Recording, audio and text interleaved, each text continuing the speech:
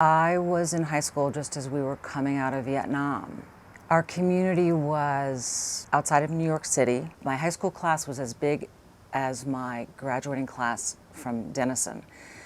And that's tough to navigate. There was a math teacher in our high school, and he decided to host a Bible study. Some of the girls that I hung out with in orchestra and choir decided, let's go to this. And I remember that very first time that we went there thinking, this just doesn't feel right in terms of what he's talking about. Somehow, the wonderful Spanish teacher, Jeanette Atkins, learned of this Bible study. And also, I think she learned that some of us didn't want to go back. And she said, why don't you come over to my house? It was a weekday night. We'll do our own sort of inquiry into God and spirituality. Are you comfortable with that? I'll put on a pot of soup and you all bring just something, we'll share it. And that went on for a long time. And I think we talked more about life and how you navigate being a good person and how you conduct yourself and the world you leave behind. If I'm struggling with who Christ was as a living, breathing human being, am I kind of doomed? Is it okay to even doubt that he was who, as Christians, we think he was?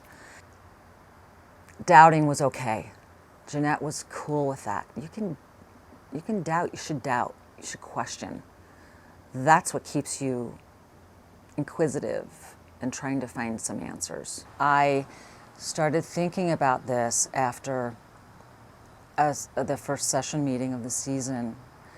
We were sharing our Miss Devine stories. And I started thinking about this really important part of high school for me. And God loved the internet. I just start typing in all combinations of her name, and I find her address and her email, and she's on the Cape.